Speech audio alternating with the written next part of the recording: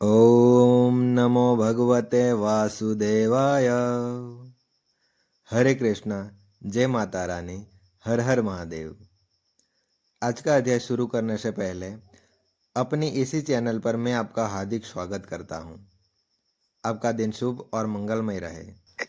यमदूत कहने लगे, मध्याह्न के समय आया हुआ अतिथि, मूर्ख, पंडित, देवपाठी या पापी कोई भी हो, ब्रह्म के समान है।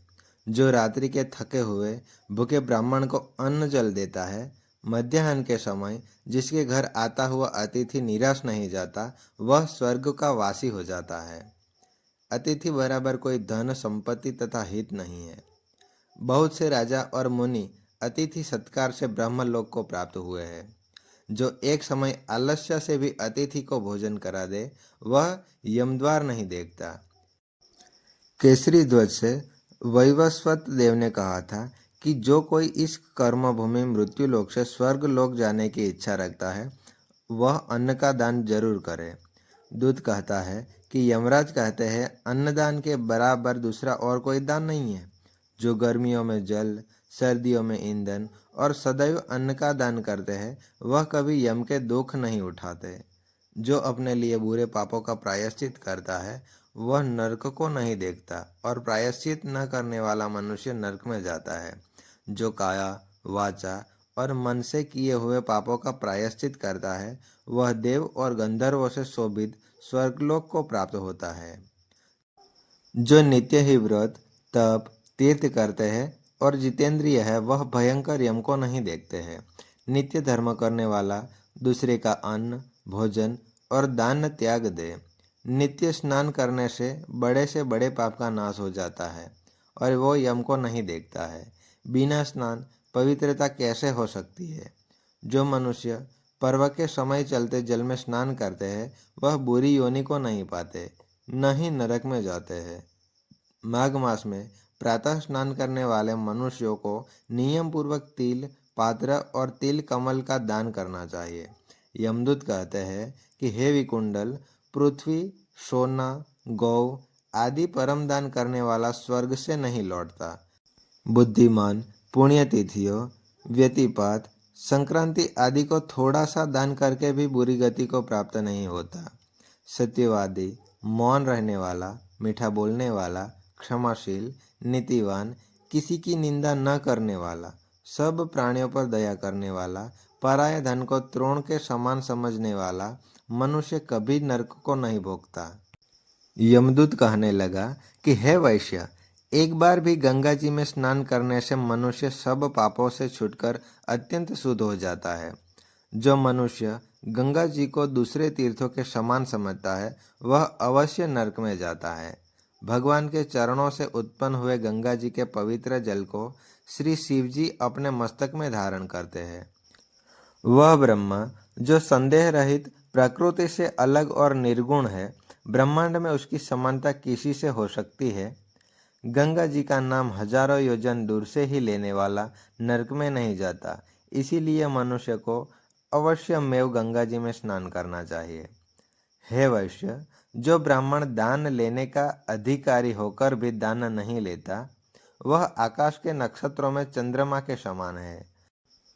जो कीचड़ से गौ को निकालता है, जो रोगों की रक्षा करता है, या जो गौशाला में मरता है, वह आकाश में तारा होता है। प्राणायाम करने वाले मनुष्य सदैव उन्मत्त गति को प्राप्त होते हैं। प्रातः के समान स्नान के पश्चात जो 16 प्राणायाम करते हैं, वह घोर पापों से बच जाते हैं। जो पराई स्त्री को माता समझ कर मानते हैं, वह यम की यातना को भी नहीं भोगते। जो मन में से कभी पर स्त्री का चिंतन नहीं करता, वह दोनों लोकों के अपने अधीन कर लेता है। जो पराया धन को मिट्टी के समान समझता है, वह स्वर्ग में जाता है। जिसने क्रोध को जीत लिया, उसे स्वर्ग को ही जीत लिया मानो। जो माता पिता की सदैव तुल्य करता है, यह यमद्वार नहीं देखता, और जो गुरु की सेवा करते हैं, वह ब्रह्मलोक को प्राप्त होते हैं। शील की रक्षा करने वाले स्त्री धन्य है। शील भंग करने वाली स्त्री यमलोक जाती है।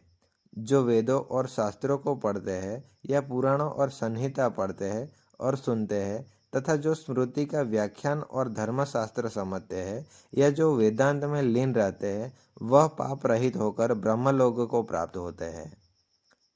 जो अज्ञानियों को वेद शास्त्र का ज्ञान देते हैं, वे देवताओं से भी पूजित होते हैं।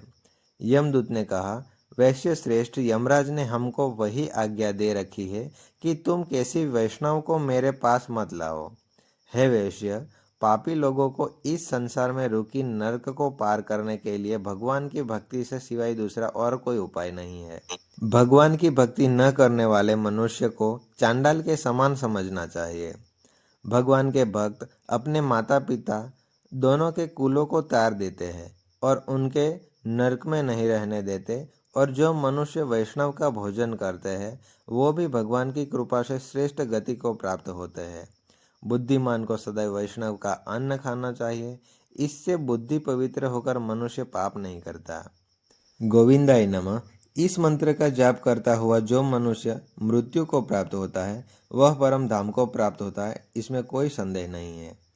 जो ओम नमः भगवते वासुदेवाय द्वादश मंत्र या ओम नारायणाय अष्टाक्षर मंत्र का जाप करते हैं, उससे ब्रह्म हत्या इत्यादि बड़े बड़े पाप भी नष्ट हो जाते हैं।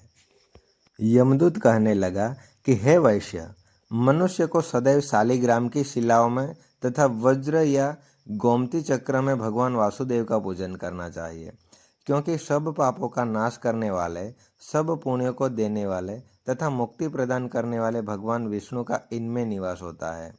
जो मनुष्य शालिग्राम की शिला या हरि चक्र में पूजन करता है वह अनेक मंत्रों का फल प्राप्त कर लेता है। जो फल देवताओं को निर्माण ब्रह्मा की उपासना में मिलता है, वही फल मनुष्य को भगवान शालिग्राम का पूजन करने से यमलोक को नहीं देखना होता। भगवान को लक्ष्मी जी के पास अथवा वैकुंठ में इतना आनंद नहीं आता जितना शालिग्राम की शिला या चक्र में निवास करने में आता है। सवर्ण कमल युक्त करोड़ों शिवलिंग के पूजन के इतना फल नहीं मिलता जितना एक दिन शालिग्राम के पूजन से मिलता है। भक्ति पूर्वक शालिग्राम का पूजन करने से विष्णु लोक में वास करने मनुष्य चक्रवर्ती होता है। काम, क्रोध, लोभ, मोह, अहंकार से युक्त होकर भी मनुष्य शालिग्राम का पूजन करने से वैकुंठ में प्रवेश करता है। जो सदैव शालिग्राम का पूजन करते हैं वह प्रलय काल तक स्वर्ग से वास करते हैं। जो दीक्षा, नियम और मंत्रों से चक्र में बलि देता है वह निश्चय करके विष्णु लोक को प्राप्त होता है। जो शालिग्राम के जल से अपने शरीर का अभिषेक करता है वह मानो संपूर्ण तीर्थों में स्नान करता है। गंगा, रेवा, गोदावरी सबका जल शालिग्राम में वास करता है। जो मनुष्य शालिग्राम की शिला से सम्मुख अपने पिता का श्राद्ध करता है उसके पितर कई कल्प तक स्वर्ग में वास करते हैं। जो लोग नित्य शालिग्राम की शिला का जल पीते हैं उनके हजारों बार पंचगव्य पीने से क्या प्रयोजन। यदि शालिग्राम की शिला का जल पिया जाए तो सहस्त्रों तीर्थ करने से क्या लाभ। जहाँ पर शालिग्राम है वह स्थान तीर्थ स्थान के समान ही तो है। वहाँ पर किए गए संपूर्ण दान, होम करोड़ों गुण फल को प्राप्त होता है। जो एक बूंद भी शालिग्राम का जल पीता है वह माता के स्तनों का दुग्ध पान नहीं करता, अर्थात गर्भाशय में नहीं आता। शालिग्राम शिला में जो कीड़े मकोड़े एक कोष में अंतर पर मरते हैं वह भी वैकुंठ को प्राप्त होते हैं। जो फल वन में तप करने से प्राप्त होता है वही फल भगवान को सदैव स्मरण करने से प्राप्त होता है। मोहवश अनेक प्रकार के घोर पाप करने वाला मनुष्य भी भगवान को प्रणाम करने से नरक में नहीं जाता। संसार में जितने तीर्थ और पुण्य स्थल है भगवान के केवल नाम मात्र के कारण से ही प्राप्त हो जाते हैं। यमदूत कहने लगा कि जो कोई प्रसंगवश भी एकादशी के व्रत को करता है वह दुखों को प्राप्त नहीं होता। मास की दोनों एकादशी भगवान पद्मनाभ के दिन है। जब तक मनुष्य इन दिनों में व्रत नहीं करता उसके शरीर में पाप बने रहते हैं। हजारों अश्वमेघ, सैकड़ों वाजपेयी यज्ञ एकादशी व्रत की 16वीं कला के बराबर भी नहीं है। एकादशी के दिन व्रत करने से 11 इंद्रियों से किए हुए सब पाप नष्ट हो जाते हैं। गंगा, गया, काशी, पुष्कर, कुरुक्षेत्र यमुना, चंद्रभागा कोई भी एकादशी से तुल्य नहीं है। इस दिन व्रत करके मनुष्य अनायास ही वैकुंठ लोक को प्राप्त करता है। एकादशी को व्रत और रात्रि जागरण करने से माता पिता और स्त्री के कुल की 10-10 पीढ़ियां उद्धार पाती है और वह पितामहधारी होकर भगवान के निकट रहते हैं। बाल, युवा और वृद्ध सब तथा पापी भी व्रत करने से नरक में नहीं जाते। यमदूत कहता है कि हे वैश्य, मैं सूक्ष्म में तुमसे नरक के बचने का धर्म कहता हूँ।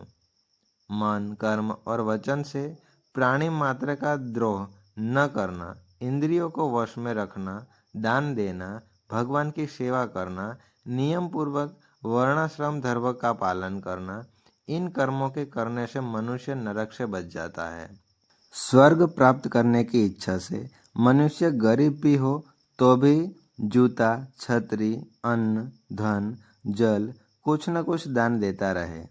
दान देने वाला मनुष्य कभी यम की यातना को नहीं भोगता तथा दीर्घायु और धनी होता है। बहुत कहने से ही क्या अधर्म से ही मनुष्य बुरी गति को प्राप्त होता है? मनुष्य सदैव धर्म के कार्यों से ही स्वर्ग प्राप्त कर सकता है। इसीलिए बाल्यावस्था से ही धर्म के कार्यों का अभ्यास करना चाहिए। हरे कृष्णा, जय माता रानी, हर हर महादेव।